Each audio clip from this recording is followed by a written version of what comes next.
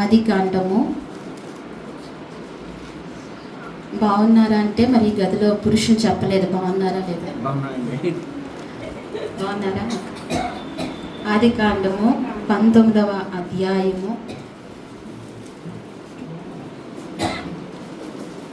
16వ వచనం. అతడు తడుగు చేసెను. అప్పుడు అతని మీద యెహోవా కనికరపడుట వలన ఆ మనుషులు అతని చేతిని, అతని భార్య చేతిని, అతని ఇద్దరు కుమార్తె చేతులు పట్టుకుని వెలుపలకు తీసుకుని వచ్చి ఆ ఊరు బయట ఉంచిరి. ఆ దూతలు వారిని వెలుపలకు తీసుకువచ్చిన తర్వాత ఆయన, నీ ప్రాణమును దక్కించుకున్నట్లు పారిపోము, నీవు వెనుకకు చూడకము, ఈ మైదానములో ఎక్కడనూ నిలవక నీవు నశించిపోకుండా ఆ పర్వతముకు పారిపోమని చెప్పగా, లోతు, ప్రభువా, అలాగు కాదు, ఇదిగో నీ కటాక్షము నీ దాసుని మీద వచ్చినది, నా ప్రాణము రక్షించుట వలన నీవు నా ఎడల కనుపరిచిన నీ కృపను గనపరిచితివి. నేను ఆ పర్వతమునకు తప్పించుకుని పోలేను, ఈ కీడు నాకు సంభవించి చచ్చిపోదునేమో. చాలండి, చిన్న ప్రార్థన చేసుకుందాం. మహాపరిశుద్ధమైన ప్రేమగల తండ్రి, మహోన్నతుడానికి స్తోత్రాలు. సర్వశక్తిమంతుడువు, సర్వాధికారువు ప్రభువా, అయా నువ్వు నైనా అత్యున్నత కృప కలిగిన వాడువు తండ్రి, నీకు స్తోత్రాలు. ఈ మధ్యాహ్న కాల సమయంలో తండ్రి ప్రభువా, ఈ స్థలమందు చేరబడి ప్రభువా నిన్ను ఆరాధించే కృపను, భాగ్యాన్ని మాకు అనుగ్రహించినందుకు నీకు వందనాలు ప్రభువా. ఇంతవరకు నీ ఆత్మతో మీరు నడిపించారు. చదవబడిన ఈ లేఖన భాగాన్ని విరిచి మాకు వడ్డించండి. మీరు నాతో మాతో ఉండండి అయా. నీ సిలువ చాటున నన్ను మరుగుపరుచుకోండి. కొలతలేని ఆత్మతో మీరు నింపండి ప్రభువా. మాకు కావలసిన మాటలు మీరు అందించండి ప్రభువా. మా మనోనేత్రాలు తెలియచేయండి ప్రభువా. అయ్యా నీ ఆత్మ సహాయం సమృద్ధిగా అనుగ్రహించండి ప్రభువా. కూర్చున్న వారందరిలో కూడా ప్రభువా వినగలిగిన అయ్యా మనస్సును ప్రభువా గ్రహింపగలిగిన శక్తిని మీరు దయచేయండి అయ్యా. వాక్యము నైనా ధారాళముగా రాకుండా అడ్డుపరుస్తున్న చీకటి శక్తులు మీరు లయపరచండి, అంధకార శక్తుల్ని మీరు లయపరచండి. నీ పరిశుద్ధాత్మ శక్తితో మమ్మల్ని అందరినీ నింపి బలపరిచి నీ కృప సమృద్ధిగా దయచేయమని స్తుతించి ప్రార్థించి యేసుక్రీస్తు నామములో అడిగి వేడుకుంటున్నాము తండ్రి. మనకిక్కడ అబ్రహాము సహోదరుడైన హారాము కుమారుడైన లోతు కనిపిస్తున్నాడండి. ఎవరండి? అబ్రహాము సహోదరుడు అంటే అబ్రహాముకి అన్న కొడుకైన లోతు. అబ్రహాము సహోదరుడు హారా, తన కుమారుడైన లోతు కనిపిస్తున్నారు. ఈయన దైవ గ్రంథములో, లోతు దైవ గ్రంథములో నీతిమంతుడిగా పిలువబడ్డాడు. ఎలా పిలువబడ్డాడండి? నీతిమంతుడిగా పిలువబడ్డాడు లోతు. అయితే నీతిమంతుడిగా పిలువబడుతూ దేవుడు వాక్యంలో లోతు భార్యను జ్ఞాపకం చేసుకుందాం. ఈ రోజు లోతు భార్యను మనం జ్ఞాపకం చేసుకుంటూ తెలియజేసుకుందాం అండి. ఈమె పేరు బైబిల్లో ప్రస్తావించినప్పటికీ ఈమె జీవితం ముగింపు జీవితము కూడా బైబిల్లో రాయబడింది. అయితే నేటి తరానికి ఒక హెచ్చరికగా ఈ ప్రసంగంలో మనము ఈమెని జ్ఞాపకం చేసుకుందాం, పరిశీలించుకుందాం, నేర్చుకుందాం అండి. అయితే ఇక్కడ చదవబడిన వాక్యంలో అతడు తడువు చేసి అతని మీద యెహోవా కనికరపడుట వలన, ఎవరి మీద కనికరపడ్డారండి?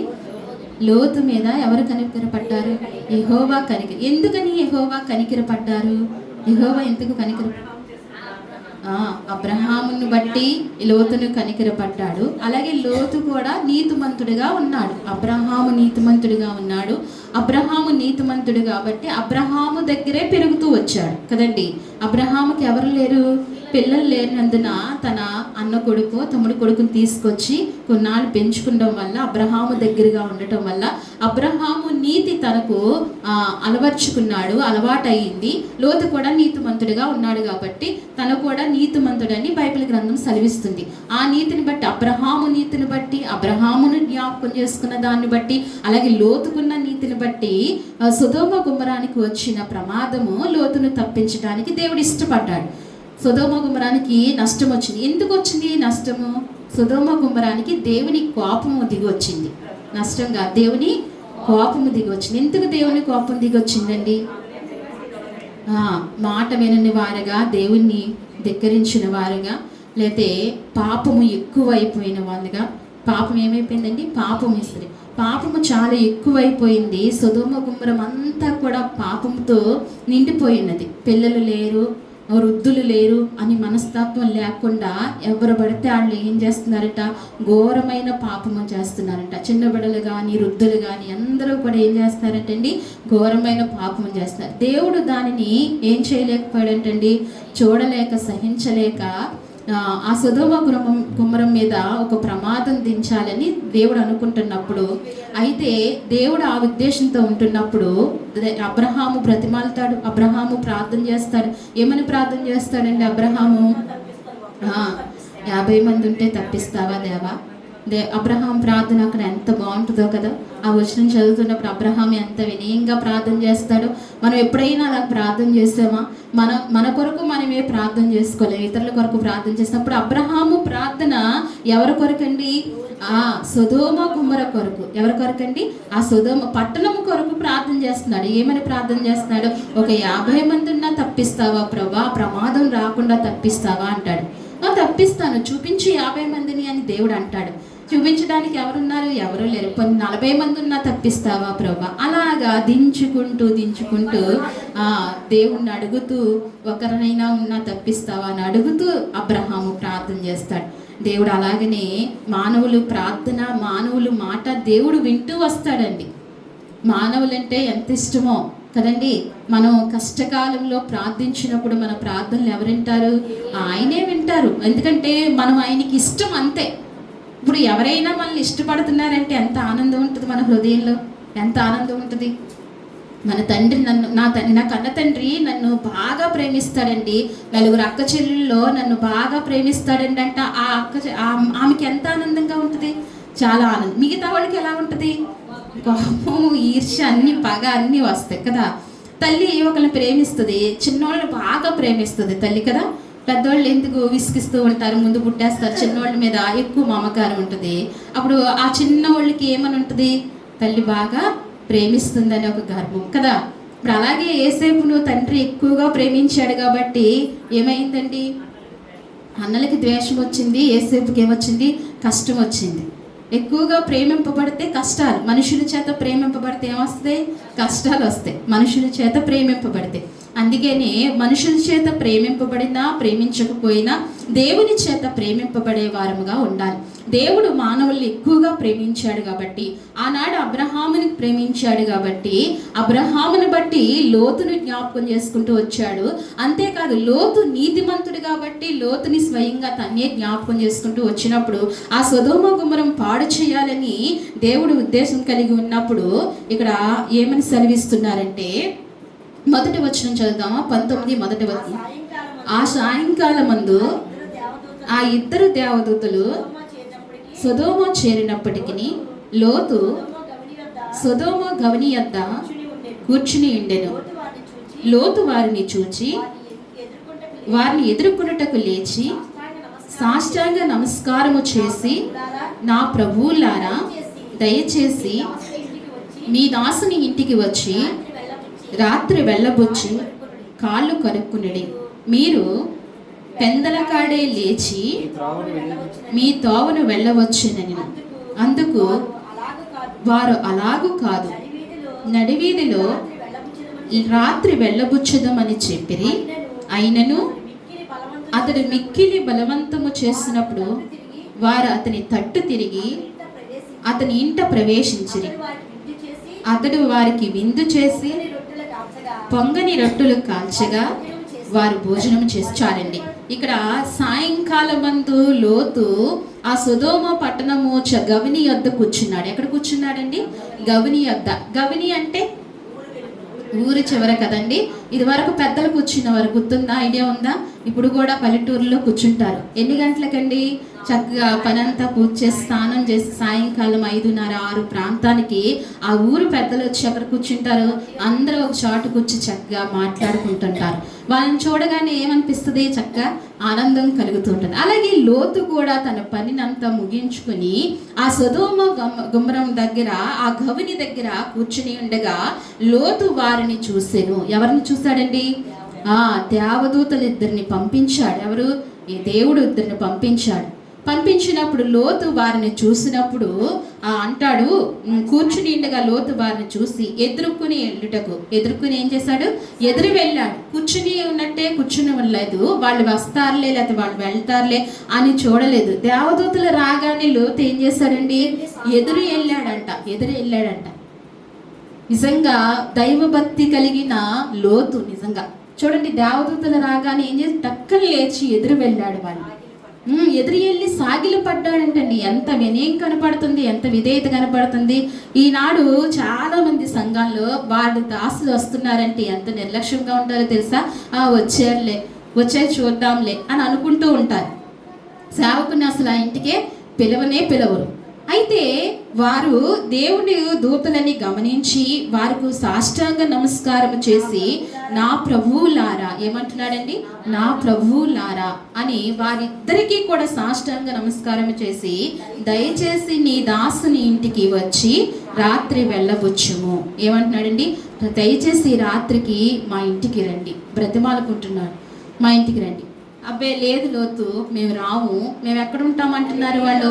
నడివీధిలో మధ్యలో ఉంటాము, రోడ్డు మీదే ఉంటాము, వెళ్ళపుచ్చుకుంటాం ఈ రాత్రి అని చెప్తున్నారు. కానీ లోతు అంటున్నాడు, ఆ సొదొమ అంతా పాడైపోయింది, ఈ రాత్రి దేవదూతలు ఇక్కడ ఉండటము మంచిది కాదని లోతుకి అర్థమయ్యి లోతు ఆ దేవదూతల్ని బలవంతం చేశాడు, బ్రతిమాలాడు, వేడుకున్నాడు. అప్పుడు వెంటనే వారు ఏం చేశారండి? వారు ఆయన వెంట వెళ్ళారు, లోతు వెంట వెళ్ళి అక్కడ ఆ రాత్రి ఉండగా ఆయనను అతడు మిక్కిలి బలవంతము చేసినప్పుడు వారు అతని తట్టు తిరిగి అతని ఇంట దేవదూతలు రావటం ఎంత గొప్ప భాగ్యం చూడండి. ఎవరింటికి వచ్చారండి దేవదూతలు? ఆనాడు లోతింటికే కాదు, ఈనాడు మన ఇంటికి కూడా వస్తారా? నమ్మిన వారు హల్లెలూయా చెప్పండి.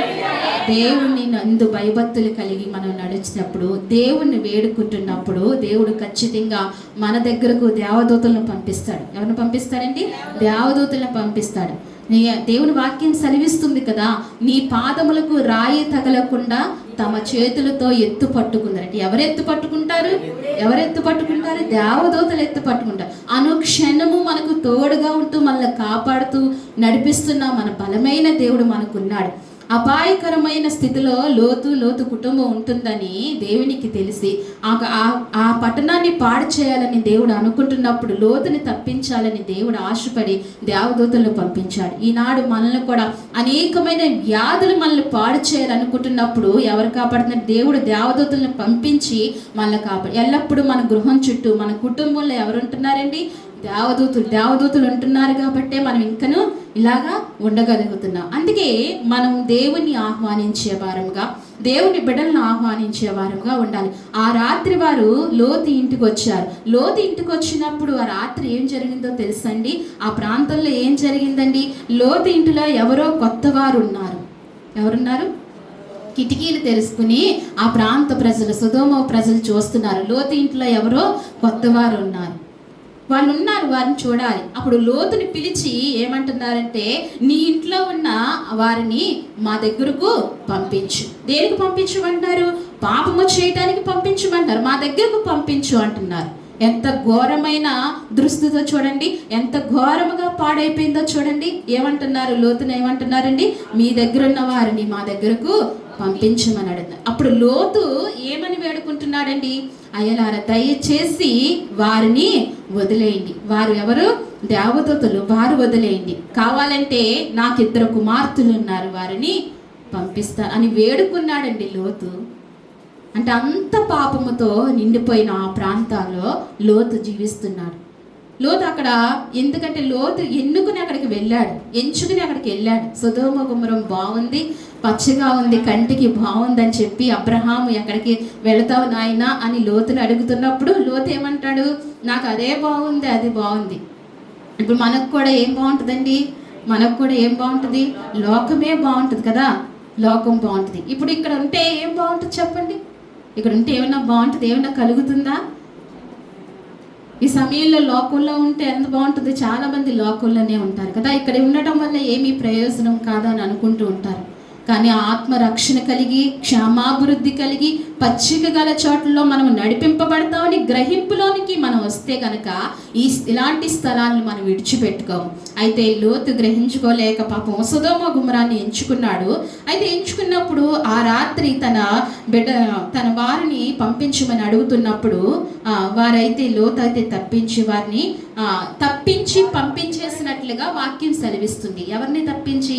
ఆ దేవదూతలు తప్పించి పంపించేశాడండి లోతు. అయితే ఆ రాత్రి తను విందు చేశాడు. ఏమని విందు చేశాడండి? అమ్మ 3వ వచనం చదువుతారా? అయినను అతడు మిక్కిలి బలవంతము చేస్తున్నప్పుడు వారు అతని తట్టు తిరిగి అతని ఇంట ప్రవేశించారు. అతడు వారికి విందు చేసి పొంగని రొట్టెలు కాల్చగా వారి భోజనము చేసిరి. వారి పండుకొనక ముందు ఆ పట్టణస్థులు అనగా సొదొమ మనుషులు, బాలురును వృద్ధులను, ప్రజలందరూ నలుదిక్కుల నుండి కూడి వచ్చి ఆ ఇల్లు చుట్టివే. ఎవరు వచ్చారంట?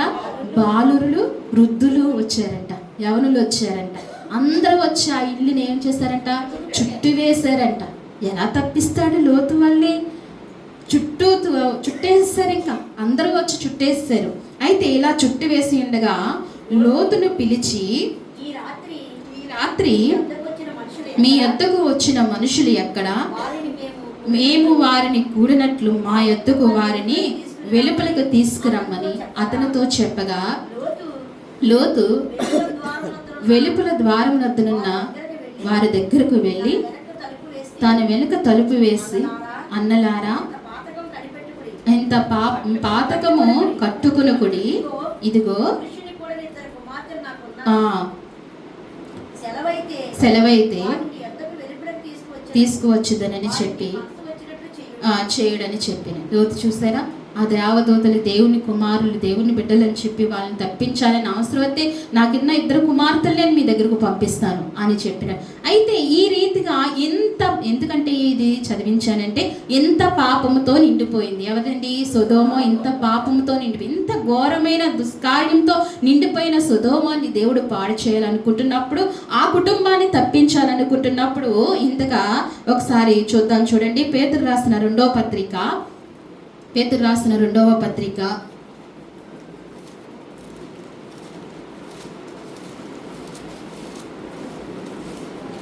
2వ అధ్యాయము 7వ వచనం చూడండి.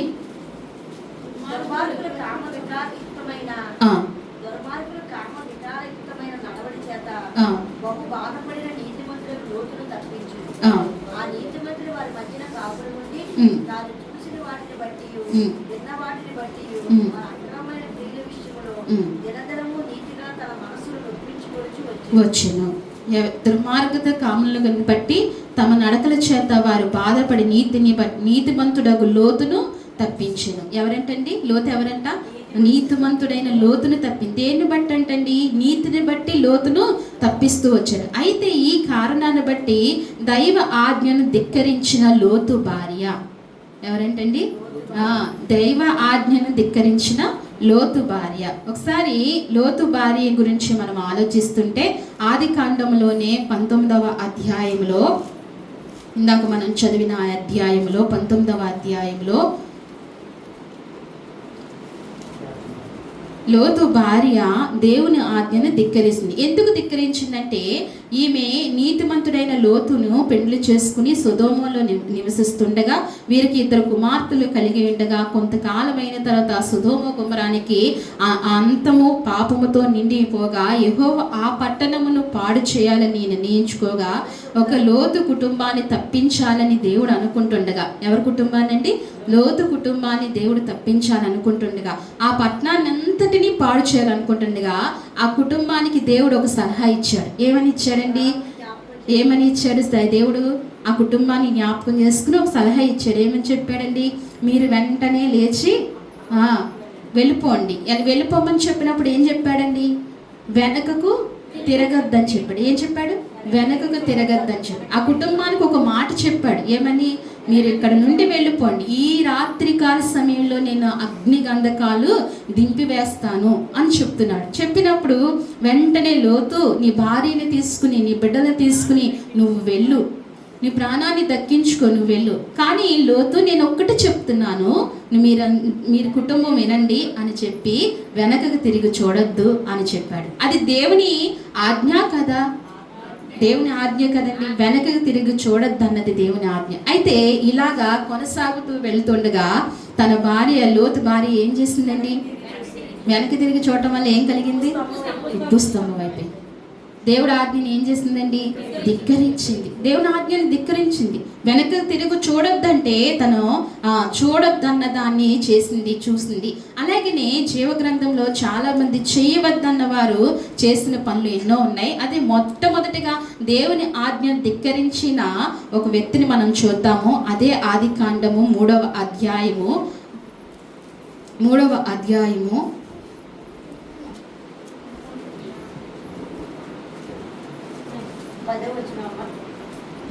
అధ్యాయము 6వ వచనం చూడండి. స్త్రీ ఆ వృక్ష ఆహారమునకు మంచిదనియు, కన్నులకు అందమైనదియు, వివేకమిచ్చు రమ్యమైనదై ఉండుట చూచినప్పుడు ఆమె దాని ఫలములో కొన్ని తీసుకుని తిని తనతో పాటు తన భర్తకి ఇచ్చాను, అతడు కూడా తినను. చాలండి, మీకు అర్థమయ్యే ఉంటుంది కదా.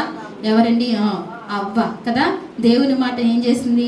ధిక్కరించి. దేవుడు ఏం చెప్పాడండి? ఏదైనా తోటలో ఏం చెప్పాడు? దేవుని నామానికి మహిమ కలిగిన గాక. వాక్యం వినాలి, అర్థం చేసుకోవాలి. దేవుడికి తినద్దన్న చెప్పింది పండును తింటుంది. ఎవరండి? ఏదైనా వనములో ఇక దేవుని ఆజ్ఞను ధిక్కరించిన మొదటి వ్యక్తులుగా మనకి ఇక్కడ కనపడుతున్నారు. లోతు భార్య ఎలాగైతే ధిక్కరిస్తూ వచ్చిందో, లోతు భార్య ధిక్కరించడం వల్ల ఏం పోయిందండి? తన ప్రాణమే నష్టపోయింది, తన జీవితమే కోల్పోయింది. ఏం కోల్పోయిందండి? తన జీవితమే ఇంకా జీవితం లేకుండా కోల్పోయింది. నేటికి తన ఉప్పు స్తంభం కింద అక్కడ అలాగనే ఉందండి. నేటికి ఇప్పుడు వెళ్ళి ఆ దేశంలోకి వెళ్ళి చూసిన వారు ఆ ఉప్పు స్తంభాన్ని చూసి వస్తూ ఉంటారు. నేటికినే ఉంది. తన జీవితం ఏమైపోయింది? పాడైపోయింది. ఏమి ధిక్కరించడం వల్ల? దేవుని ఆజ్ఞను ధిక్కరించడం. అలాగనే అవ్వ కూడా ఏం చేసిందండి?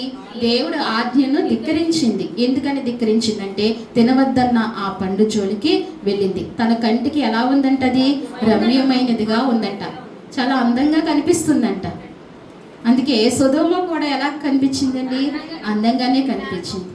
మన కంటికి కనిపించిన అందమైనది అంతే కూడా దేవునికి ఇష్టం లేనిది, దేవునికి అసహ్యకరమైనది మన కంటికైతే అందంగా కనిపిస్తూ ఉంటుంది.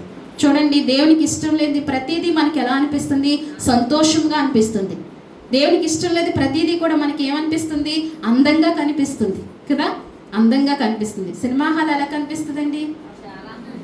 ఆ ప్రాంతానికి వెళ్ళగానే ఆ పోస్టర్లు చూడగానే ఏమనిపిస్తుంది? అలవాటుగా ఉన్న వారికి ఆనందం కదా, సంతోషం.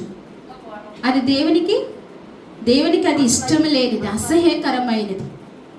దేవునికి ఇష్టమైనవి మనకి ఇష్టము కాదు, మనకి ఇష్టమైనది దేవునికి ఇష్టము కాదు. అయితే ఈ అవ్వ కూడా ఏం చేసిందంటేనండి, దేవుని ఆజ్ఞను, దేవుడు మాటను ధిక్కరించి ఉల్లంఘించడం వలన తన కొన్ని పండ్లు తీసుకుని తనతో పాటు తన భర్తకు కూడా ఇచ్చింది. మొదటగా మనం చూడవలసింది వ్యక్తి, దేవుని ఆజ్ఞని ధిక్కరించిన వ్యక్తి ఎవరండి? మొదటగా అవ్వను బట్టి అనేకమైన స్త్రీలు ఇప్పుడు అనేక మంది ఏం చేస్తున్నారండి? దేవుని స్త్రీలు అంటే పురుషుల సంబంధం లేదా అనుకోకండి. సంఘమంతా ఎవరండి? సంఘమంతా ఎవరు? స్త్రీయే కదా. సంఘమంతా స్త్రీ, అందులో పురుషులు ఉంటారు, స్త్రీలు ఉంటారు. ఇప్పుడు అందరూ కూడా దేవుని మాటను ఏం చేస్తున్నారు? ధిక్కరిస్తున్నారు. ఆనాడు లోతు భార్య ధిక్కరించింది, ఆదాము భార్య అయిన అవ్వ ధిక్కరించింది దేవుని మాటను. అలాగే మనం కూడా ధిక్కరించకుండా దేవుని మాటకు లోబడి విధేయులు కలిగితే దేవుడు ఎంతగానో కృప చూపిస్తుంటారు. ఇంతే వీరు నష్టపోయారు. చూడండి, అవ్వ చేసిన వల్ల ఇంతగా మనకి ఎంత శ్రమ, ఎన్ని కష్టాలు కలుగుతున్నాయి చూడండి. ఒకసారి మీకు అనిపిస్తుందా? విసుగుపోయి ఏమనిపిస్తుందండి? రోజు బట్టలు ఉతకాలంటే విసుగుపోయి ఏమనిపిస్తూ ఉంటుంది? ఒక్కొక్కసారి దేవుడిని నమ్ముకుని వాక్యం తెలిసిన తర్వాత ఎవరిని తిట్టుకుంటామండి? మనం మొదటగా అవ్వని తిట్టుకుంటాం కదా. వండి వండి చిరాకు వచ్చి ఏమనిపిస్తుంది, అసలు అవ్వమ్మ చేసింది ఇదంతా, ఆవిడ అలా చేయకపోతే ఏం చేద్దు, చక్కగా పళ్ళు కోసుకుని తినేవాళ్ళం, చక్కగా బాగుండేది, పని ఉండేది కాదు. ఇప్పుడు చూడండి ఎంత పని. స్త్రీలు గమనించండి, ఉదయం లేచి కానించి టీ మొదలుకొని సాయంత్రం వరకు ఎంత పని చేయాలి చెప్పండి. ఎంత సాగాలి ఎంత పని. ఇదంతా కారణము ఎవరండి? అవ్వ చేసి తన నష్టపోవడమే కాదు, తన జీవితం నష్టపోవడమే కాదు, సకల మానవాళ్ళందరినీ కూడా నష్టపోయేటట్టుగా చేసింది. ఒక్క దేవుని మాటకు మన జీవితంలో కూడా అంతే. ఒక దేవుని మాటకు, ఒక దేవుని ఆజ్ఞకు మనం తునీకరిస్తే, దాన్ని ధిక్కరిస్తే కనుక మనతో పాటు కూడా ఎన్నో నష్టాలు కలుగుతూ ఉంటాయి. ఎంతో దేవుని కోపము మనల్ని వెంటాడుతూ ఉంటుంది. అందుకని దేవుడు ఆది నుంచి కూడా దేవుని పాపము భూలోకములో ఎక్కువైనప్పుడల్లా దేవుడు ఏం చేస్తూ వచ్చాడంటే దేవుని ఉగ్రతను దింపుతూనే వచ్చాడు. ఏం చేస్తున్నాడండి? దేవుని ఉగ్రతను దింపుతూనే వచ్చాడు. మొదటగా ఈ 6వ అధ్యాయంలో కూడా నరులందరూ చెడిపోయినప్పుడు దేవుడు ఏం చేశాడండి? భూమిని దేంతో పాడు చేయాలనుకున్నాడు? నీళ్లతో పాడు చేయాలనుకున్నాడు నోవహు కాలంలో. అదిగో వాక్యం కూడా చూద్దాం, చూడండి. ఆది కాండము 6వ అధ్యాయము 11వ వచనం చూడండి. 6వ అధ్యాయము 11వ వచనం. భూలోకము దేవుని సన్నిధిని చెడిపోయిండెను, భూలోకము బలాత్కారముతో నిండి ఉండెను. దేవుడు భూలోకమును చూచినప్పుడు అది చెడిపోయి ఉండెను. భూమి మీద సమస్త శరీరులు తమ మార్గములు చెరిపి వేసుకుని ఉండేది.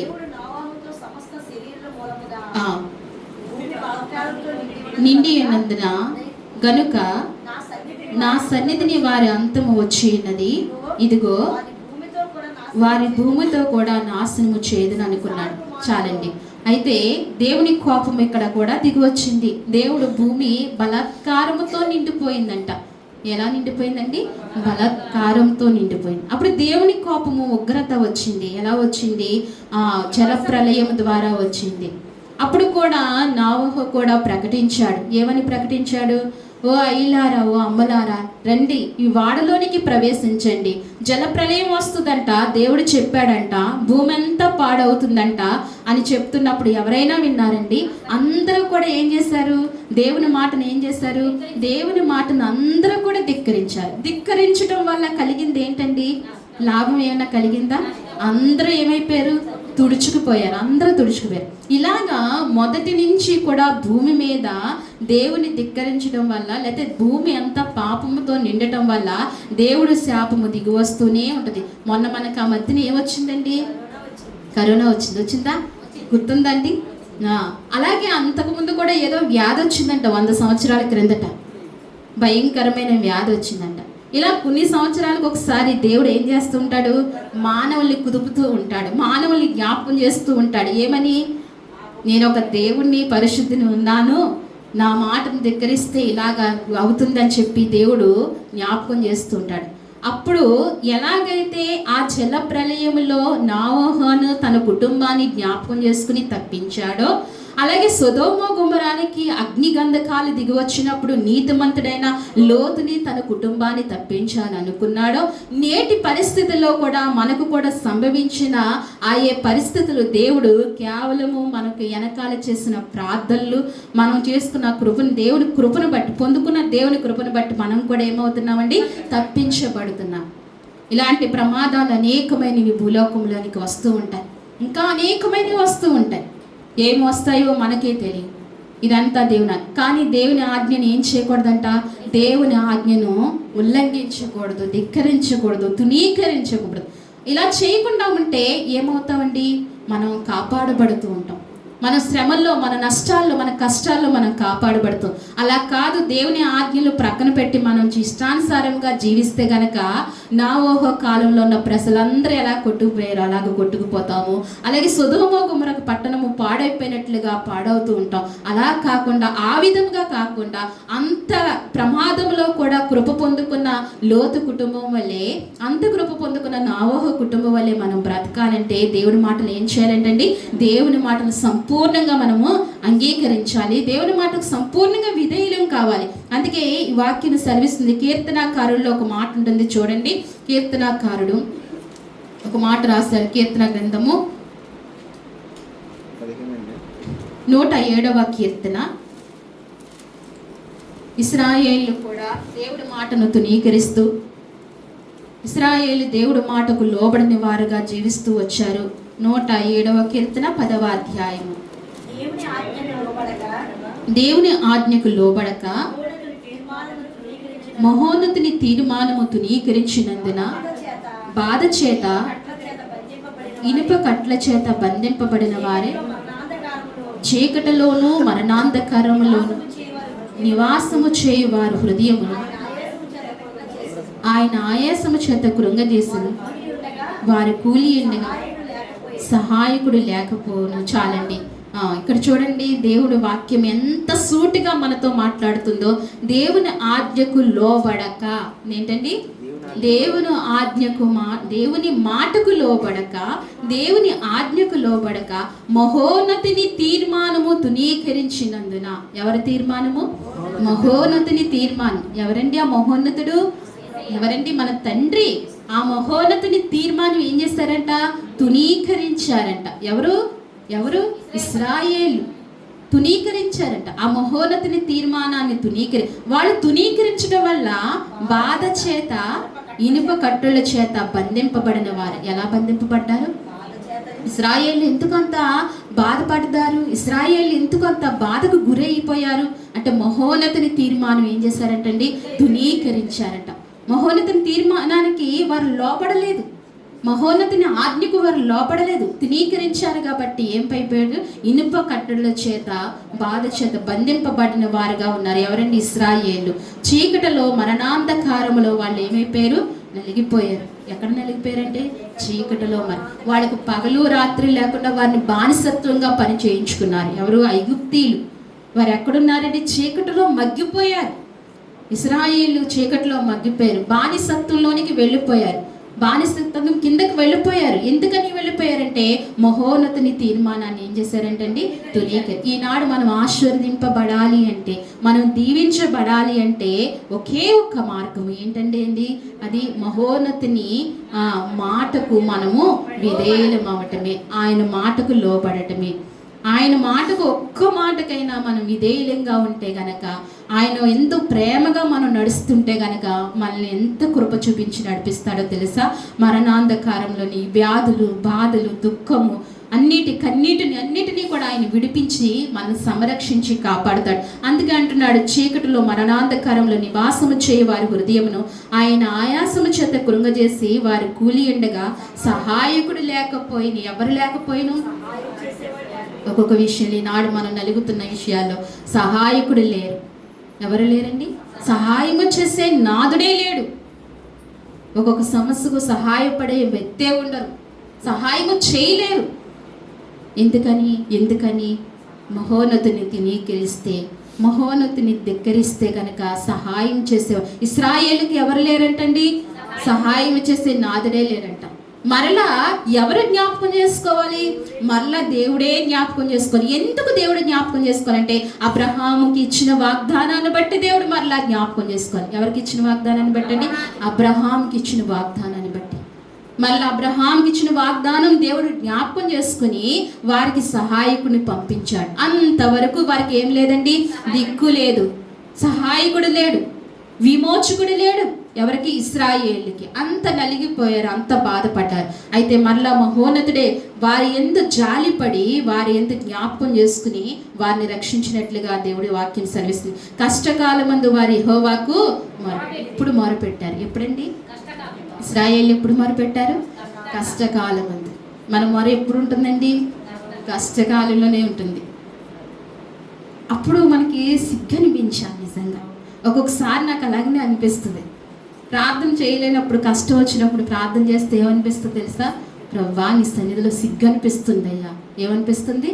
నేను బాగున్నప్పుడు, సంతోషంగా ఉన్నప్పుడు నిన్ను ఇలా ప్రార్థించలేదయ్యా, కన్నీటితో ప్రార్థించలేదు. ఇప్పుడు నా సమస్య, నా పరిస్థితి నాకు బాలేదు కాబట్టి, నేను దిక్కు తోచని పరిస్థితుల్లో నేను ఉన్నాను కాబట్టి, ఈ వినయ విధేయతలతో కన్నీటితో భారంతో నా హృదయాన్ని నీ సన్నిధిలో కుమ్మరిస్తున్నాను. సిగ్గు అనిపిస్తుందయ్యా. ఇశ్రాయేలు కూడా అలాగనే అనిపించిందో అనిపించలేదో తెలియదు, కానీ కష్టకాలంలో వారు ఏం చేశారంటే యెహోవాను వేడుకున్నారంట. కష్టకాలంలో అక్కడ అంటున్నాడు, కష్టకాలం ముందు వారు యెహోవాకు మొరపెట్టగా ఆయన వారి ఆపదలో నుండి వారిని విడిపించిన. ఆ మహోన్నతుడు ఎంత గొప్ప దేవుడు, ఎంత ప్రేమామయుడండి. ఎంత తునీకరించినా, ధిక్కరించినా, విసర్జించినా ఆయన ఏం చేస్తున్నాడు? మనల్ని ప్రేమ చూపిస్తూనే ఉంటున్నాడు, కాపాడుతూనే ఉంటున్నాడు, దగ్గరకు మనల్ని తీసుకుంటూనే ఉంటున్నాడు.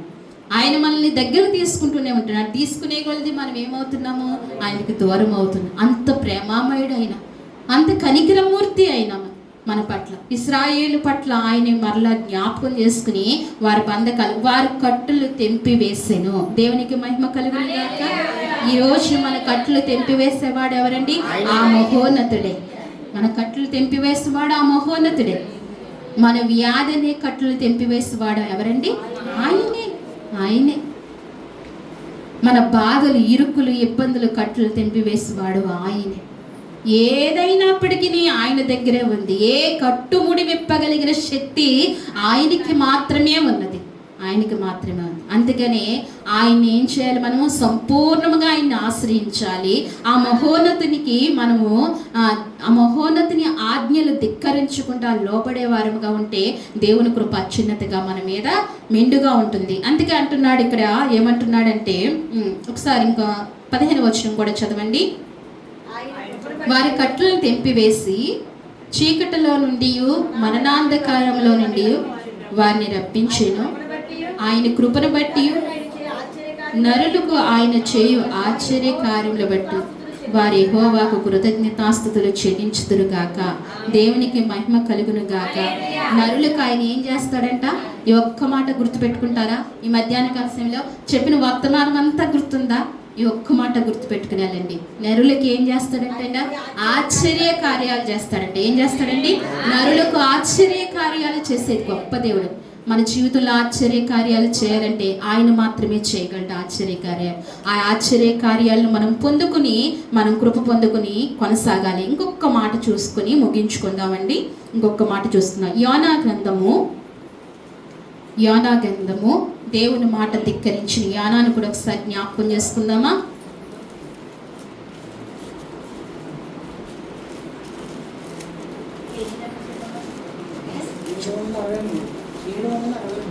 ఏడు 763వ పేజీ.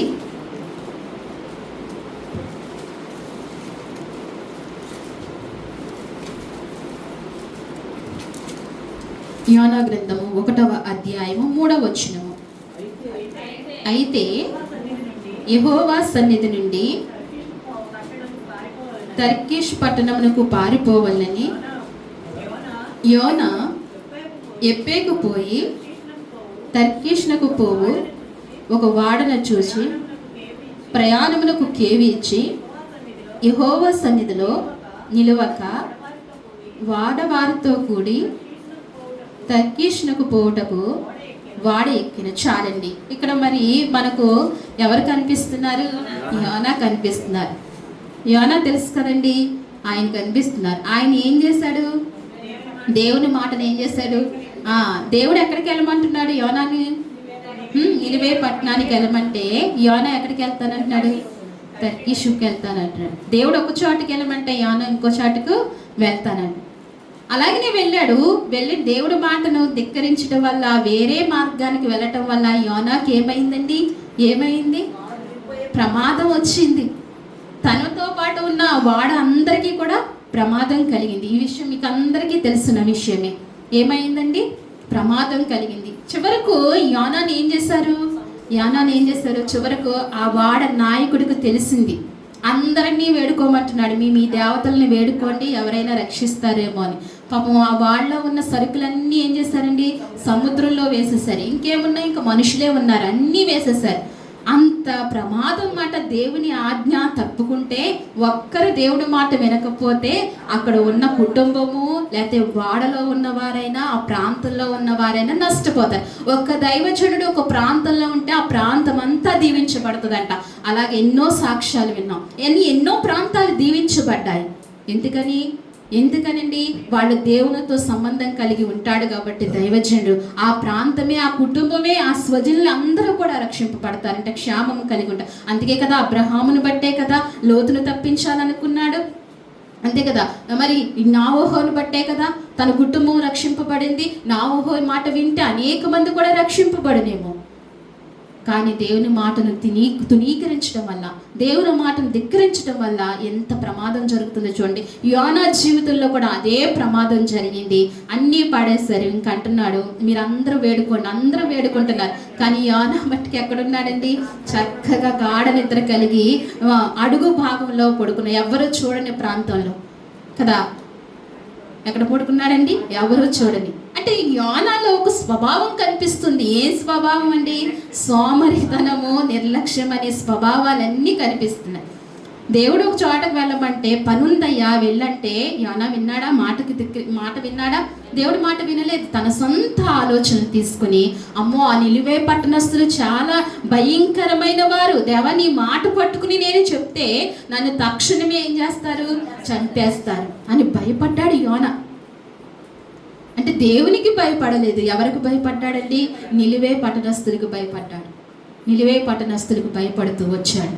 దేవునికి భయపడలా. అప్పుడు దేవుడు తన ఉనికిని, తన ఉన్నత స్థితిని జ్ఞాపకం చేయకుండా ఉంటాడండి. దేవుడు యోనాను వెంబడిస్తూనే ఉన్నాడు.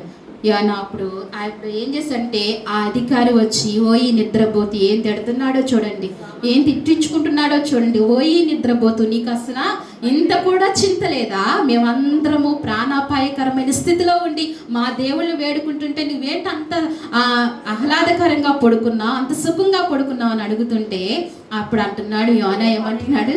నన్ను పడేయండి, మీకు ప్రమాదము ఏమీ ఉండదని చక్కగా చల్లగా చెప్తున్నాడు. అన్నీ పడేసిన తర్వాత అప్పుడు పాపం వారు ఆలోచించారు. మానవత్వం కలిగిన వారు కదా, కొంతసేపు ఆలోచించుకున్నారు. ఆలోచించి ఇంకా సమస్య లేదు, ఏదన్నా పాడైపోతే మనం కూడా చచ్చిపోతామని నిర్ణయించుకున్నప్పుడు ఏం చేశారండి? యోనాను పాడేశారు. పాడేయగానే మనం తింటున్నామే చేపలు, అలాంటి చేప యోనాను ఏం చేసిందండి? మింగేసిందండి. అంటే చేప కాదు, త్రిమింగలం అనుకుంటండి. మరి యోనాని మింగింది, దాచిపెట్టింది. యోనాని ఎక్కడండి? చేప కడుపులో. అది ఎవరి మాట వింది? చేప. చూసారా, సృష్టి దేవుని మాట వింటుంది. ఆయన సృజించిన జంతువులు, దేవుని ఆత్మ లేని ప్రతి ప్రాణి కూడా దేవుని మాట ఉంటున్నాయి. దేవుని ఆత్మ కలిగిన మానవుడి మట్టికి దేవుని ఆత్మ వినలేకపోతున్నారు. అంతే, ఆయన కడుపులో, చేప కడుపులో దాచుకుంది అతన్ని. అప్పుడు అక్కడ ప్రార్థన చేశాడు. ఎక్కడ ప్రార్థన చేశాడండి? గట్టు మీద ఉన్నప్పుడు చేయలేదు, వాడలో ఉన్నప్పుడు చేయలేదు, వాడ దిగువ భాగాన్ని చేయలేదు. ఎక్కడ చేశాడండి ప్రార్థన? సిగ్గు రాలేదు అప్పుడు యోనాకి? సిగ్గుతే రాదా? ఎక్కడ చేశాడండి ప్రార్థన? చేప కడుపులో చేశాడు ప్రార్థన. అప్పుడు ప్రార్థన చేశాక దేవుడు ఆ మొర విన్న తర్వాత అప్పుడు మరలా ఆజ్ఞాపించి క్రక్కి అన్నప్పుడు, ఆ నిలువే గట్టును క్రక్కి వేసినప్పుడు అప్పుడు వెళ్ళి ప్రకటించాడు. అక్కడ సువార్త ప్రారంభమైంది. ఆ జనులందరూ రక్షింపబడ్డారు. అందుకే దేని కొరకండి? దేవుడు మాట, ఒక్క మాటకు ఎంత ప్రమాదం జరిగిందండి. దేవుడు మాట వినకపోతే ప్రమాదాలు జరుగుతూ ఉంటాయి. అందుకని ఈ మధ్యాహ్న కాల సమయంలో మనం గ్రహించవలసింది ఏంటంటే, లోతు భార్య వంటి మనస్సు కాకుండా, అవ్వ వంటి మనస్సు కాకుండా ఎలా ఉండాలండి? మన మనసు వేరుగా, వారికి వేరే పారే మన మనసు ఉండి దేవుడు మాటకు విని దేవుడు మాటకు లోబడే వారంగా మనం ఉంటే మనం కూడా దేవుడు మనల్ని ఏం చేస్తాడండి? దీవించి మనల్ని ఆశీర్వదించి, మన దేవుడు ఎంతో కృప చూపించి ప్రమాదం నుంచి మనం తప్పించి రక్షించే సమర్థులైన దేవుడు, మన ఇక్కట్లన్నిటిని విడిపించగలిగిన శక్తిమంతుడు. ఆయన మాట వినే కృప దేవుడు మనకు అనుగ్రహించినట్లుగా ఈ సన్నిధిలోంచి మనం తీర్మానం చేసుకుని వెళ్తాం. ప్రభా, నీ మాట వింటే నాకు నీ కృప ఉంటుందయ్యా, నీ మాట వినే ఆ ఆత్మను, మనస్సును నాకు దయచే ప్రభా అని ఒక తీర్మానం కలిగిందా. విన వాక్యాన్ని బట్టి దేవుడు, ఇతని వాక్యాన్ని బట్టి దేవుడు మనం దీవించి ఆశీర్వదించును గాక. ఈ వాక్యం మన హృదయాల్లో ఇనుకింప చేయను గాక. ఆమె ప్రార్థన చేసుకుందామండి. కళ్ళు మూసుకోండి, ప్రార్థన చేసుకుందాం. చిన్న ప్రార్థన తల్లి మన ప్రార్థనలో నడిపిస్తారు. దేవ, ఇంతవరకు నాతో మాట్లాడుతూ వచ్చావు ప్రభా. దైవ ఆజ్ఞను ధిక్కరించిన లోతు భార్యవలే కాకుండా, దైవ ఆజ్ఞను ధిక్కరించిన అయ్యా ప్రభా అవ్వవలే కాకుండా, దైవ ఆజ్ఞను ధిక్కరించిన యోనావలే కాకుండా మా జీవితాలు మలుపు మార్చేయ, మా జీవితాలను చక్కపరిచేయ, నీ కృప పొందుకునే స్థితిని మాకు అనుగ్రహించయ్యా. నీ ప్రార్థన పూర్వకంగా ఉందాం. స్తోత్ర ప్రభా దేవానికి వందనాలు. మనందరూ లేచి నిలబడి దేవుని కానుక సమర్పించుకుందామండి. చక్కటి పాటనండి, వాక్యానికి సరిపోయే పాట.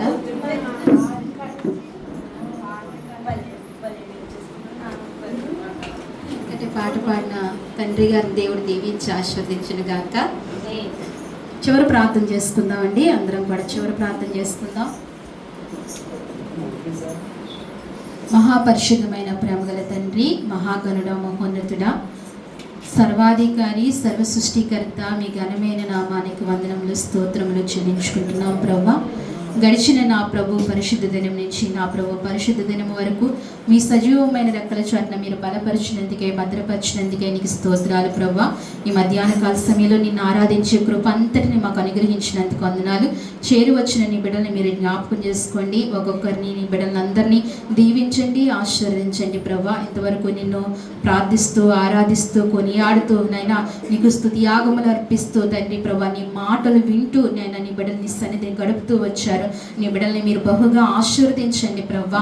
నీ బిడ్డలను బహుగా కృప చూపించమని ప్రార్థిస్తున్నాను తండ్రి. అలాగే నేనైనా ప్రభా ఈ వారమంతి నీ మందిర మహిమతోనైనా నీ బిడ్డలు నింపి నడిపించండి ప్రభా. వారి అక్కర్లు, అవసరతలు తీర్చండి తండ్రి. బలాభివృద్ధి వారికి దయచేయండి ప్రభా. మీరు ఆశీర్వదించండి ప్రభా. అలాగే వారి కష్టాజితంలో తీసుకొచ్చి నీకు అర్పించిన అర్పణలు మీరు జ్ఞాపకం చేసుకోండి. ప్రతి అర్పణ మీరు అంగీకరించండి ప్రభా. నైనా అయ్యా ప్రతి అర్పణను కృప చూపించండి తండ్రి. వారిని దీవించండి ప్రభా. 30దంతులుగా, 60దంతులుగా, 100ంతులుగా ప్రతి బిడ్డ ఫలింపబడటానికి సహాయం చేయండి. నీకు ఇచ్చిన వారు ఎవ్వరూ నష్టపోయిన వారు లేరు ప్రభా. నైనా అయ్యా నీకు ఇచ్చిన కొలిది ఆశీర్వదింపబడినట్లుగా నీ లేఖనము సెలవిస్తుంది కాబట్టి నీ బిడ్డలు నీకు ఇచ్చి వారు ఆశీర్వదింపబడాలి, వారు దీవింపబడాలి ప్రభా. వారికి నైనా ప్రభా అవసరతలన్నీ తీర్చబడాలి ప్రభా. వారిని మీరు జ్ఞాపకం చేసుకోండి. ప్రతి ఈవినింగ్ మీరు అనుగ్రహించమని ప్రార్థిస్తున్నాను తండ్రి. ఇంతవరకు నైనా మీ ఆత్మ సహాయముతో ఇక్కడ ఉండి మాకు నడిపించిన విధానము కొరకై మీకు వందనాలు, స్తోత్రాలు. మాతో మీరుండి నడిపించినందుకు, కృప చూపించినందుకు నీకు వందనాలు ప్రభా. మాట్లాడిన మాటలను బట్టి నీకు స్తోత్రాలు చెల్లించుకుంటున్నాము ప్రభా. నీ ఆత్మతో మీరు నడిపించిన విధానము కొరకే వందనాలు ప్రభా. దేవుని మాటల్ని ధిక్కరించకూడదని సెలవిస్తూ వచ్చావు ప్రభా. ధిక్కరించడం వల్ల లోతు భారీ ఉప్పు స్తంభం అయిపోయింది ప్రభా. తన జీవితము కోల్పోయింది ప్రభా. అయ్యా ఎదుగో మరి మీ మాట ధిక్కరించడం వల్ల అవ్వమ్మ ప్రభా అనేక అవిధేతలు తీసుకొచ్చింది ప్రభా. అయ్యా ఇదిగో మరి సృష్టి అంతా అవిధేతలతోనైనా పతనం అయిపోయినట్టుగా మేము చూడగలుగుతున్నాం ప్రభా. ఆనాడు ప్రభా నోవహు కాలంలో ప్రభా నీ మాట ధిక్కరించడం వల్ల ప్రభా ప్రజలందరూ నష్టపోయారు ప్రభా. నాయనా ఇదిగో ప్రభా నీ మాటలు ధిక్కరించడం వల్ల ఇశ్రాయేలుకున్న కష్టాలకు ప్రభా లోనైపోయారు. ఇనుప కట్టలకు కట్టబడ్డారు ప్రభా. ఐగుప్తి దాస్యంలోనికి వెళ్ళిపోయారు ప్రభా. నీ మాట ధిక్కరించకుండా ఉంటే ప్రభా దీవింపబడతామని నువ్వు మాకు సెలవిచ్చావు. యోనా కూడా నీ మాట ధిక్కరించడం వల్ల ప్రభా ప్రమాదంలోనికి వచ్చాడు ప్రభా. అయ్యా ఇదిగో మరి నీ మాటను వినేవారముగా, మేలులు పొందుకునేవారముగా ఈ మధ్యాహ్న కాల సమయంలో ఇక్కడున్న బిడ్డలందరినీ చేయమని మీ సన్నిధిలో ప్రార్థిస్తున్నామయ్యా. ఆ రీతిగా నీ మాట వినే రీతిగా బిడ్డలు ఉండటానికి కృప చూపించమని ప్రార్థిస్తున్నాము తండ్రి. మమ్మల్ని అందరినీ ప్రభా నీ చల్లని నీడలో అయా నీ రెక్కల చాటున భద్రపరుచుకుని నీ కృపా మహదైశ్వర్యములతో మమ్మల్ని అందరినీ నింపి నడిపించమని, మరి వచ్చే వారం అంతవరకు నీ కృపతో మమ్మల్ని నింపి నడిపించి నీ కావలితోనైనా ప్రభా మాకు కంచి వేయమని, బిడ్డలందరినీ ప్రత్యేకంగా దీవించి ఆశీర్వదించమని, వినవాక్యాలు మా హృదయాల్లో నీరు కట్టి ఫలించి కృప దయచేయమని, ఇంకా సంఘ సరిహద్దులు విశాలపరిచి అనేక మంది నూతన ఆత్మని సన్నిధిలోనికి నడిపించమని, బలము పొందుకుని శక్తి పొందుకుని ఒక్కొక్క కుటుంబం దీవింపబడే కృప దయచేయమని స్తుతించి, అలాగే ప్రభా నీ దాసుని మీరు జ్ఞాపకం చేసుకోండి. నీ దాసునికి తండ్రి అయ్యా ఇదిగో మరి ఆ చెయ్యి నైనా నొప్పి నుంచి విడిపించండి ప్రభా. ఆ గుండె బాధ నుంచి విడిపించండి, స్వస్థత దయచేయండి, మంచి సంపూర్ణమైన ఆరోగ్యం మీరు అనుగ్రహించండి ప్రభా. మీరు వాడుకుని బలపరచుకోండి ప్రభా. నీ ఆత్మతో మీరు నింపుకోండి స్వామి. అయ్యా ప్రతి కష్టం నుంచి మీరు తప్పించండి తండ్రి. విడుదల దయచేయమని ప్రార్థిస్తున్నాను తండ్రి. సహాయం చేయండి. ఇక్కడ ఉన్న బిడ్డలందరినీ మీరు జ్ఞాపకం చేసుకోండి. పురుషులైన వారిని దీవించండి, స్త్రీలైన వారిని దీవించండి, పెద్దలను, బాలులను, యవన బిడ్డలందరినీ కూడా మీరు జ్ఞాపకం చేసుకొని ఈ వారం బిడ్డల రాకపోకల్లో మీరు తోడుగా ఉండండి. మా మధ్యకు అయ్యా ప్రభా ఇదిగో మరి నాగూరు నడిపించు. ఆ బిడ్డను నైనా మళ్ళీ తిరిగి క్షేమంగా ప్రభా నైనా తన జాబుకు మీరు నడిపించమని, గొప్ప కృప బిడ్డకు అనుగ్రహించమని, ప్రయాణాలంతట్లో మీరు తోడుగా ఉండమని, ఈ వారం మా సంఘ బిడ్డల ప్రయాణాలంతట్లో కూడా మీరు తోడుగా ఉండి సహాయపడమని, బంగారు ప్రయాణంలో కూడా మీరు తోడుగా ఉండి నడిపించమని, ఈ ప్రార్థనలన్నీ మీరు ఆలకించి అంగీకరించి మంచి కృప సంఘమునకు దయచేయమని, సంఘమంతా దీవింపబడి ఆశీర్వదింపబడి ఉన్నతమైన స్థానంలో సంఘ బిడ్డలు ఉండటానికి సహాయం చేయమని స్తుతించి ప్రార్థించి మా ప్రియరక్షకుడైన యేసుక్రీస్తు నామములో అడిగి వేడుకుంటున్నాము తండ్రి. మన తండ్రి అయిన దేవుని ప్రేమయు కుమారుడైన యేసుక్రీస్తు కృపయు పరిశుద్ధాత్మ అన్యోన్య సహవాసం మనకు, మన కుటుంబాలకును, మన సంఘమునకు, సార్వత్రిక సంఘమునకు ఇప్పుడు ఎల్లప్పుడూ సదాకాలము దేవుడు తోడైండి నడిపించును గాక. యేసు రక్తమే జయం, ప్రవేశ రక్తము సంపూర్ణమైన విజయము కలుగును గాక. ఆమేన్, ఆమేన్, ఆమేన్.